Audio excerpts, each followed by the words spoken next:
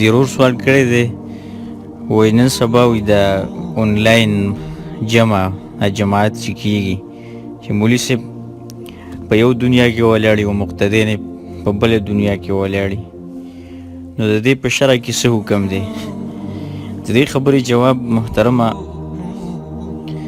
خلکو هسې دین نه ګپ جوړ کړی دی، نو هر څه اوس الکتروني شوي دي، نن سبا هر یو شی آنلاین کېږي د اسانۍ د وجې نه، نو اوس عبادت هم دی آنلاین کوي، هغه هم الکتروني کوي، یعنې داسې یو خندا ده په دین پسې.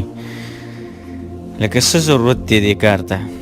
څه شي محتاجه کړی ته دې ته چې ته عبادت آنلاین کوې او په داسې طریقه باندې چې هغه چېرته په امت کې ثابته نه ده او چا کړې نه ده؟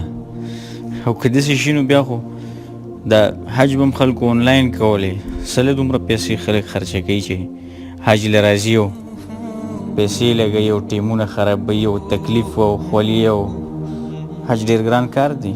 آنلاین یې ولې نه کوي؟ هلته نه ټوله ورځ د هغې لګېدلی په دې دا به ګوري کیبل باندې او هلته به ورته ناست آنلاین به یې کوي. بیا په مسجد نبوي کې او مسجد حرام کې چې دی هلته به خلکو مونځونه آنلاین کول. اخر کې دی دا پیران میران نن سبا راوتي دي، وایي مونږ مونځونه کوو، وایي پیر صاحب نه ښکاري، وایي هغه تللی دی حرم ته ځان رسولی دی، هغه هم د آنلاین والا کیسه ده. نو دې خلکو هسې د دین نه ګپ جوړ کړی دی.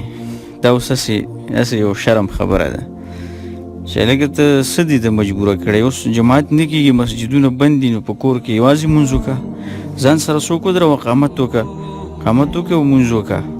یعنې د عبادت شکل بدلول، د عبادت کیفیت بدلول او د هغې هغه خوند ختمول، د خلکو دا داسې یو طریقه جوړه کړې ده د دې لپاره. نو د دې خبرې څه په دین کې څه ثبوت نشته دی، او دا د غلطو خلکو خبرې دي چې څوک دین کې ګډوډي پیدا کوي، او دا خبرې بالکل دا خبرې مه منئ د دې خلکو.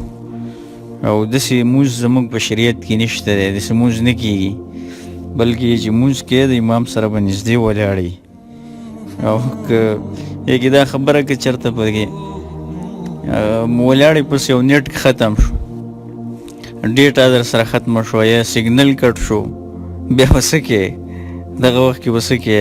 امام دنه لاړې او ته په یو ځای کې ولاړې او هغه په بله دنیا کې دی، نو په دې وخت کې به څه کوې؟ نو هسې دا ګپ شپ دی دا.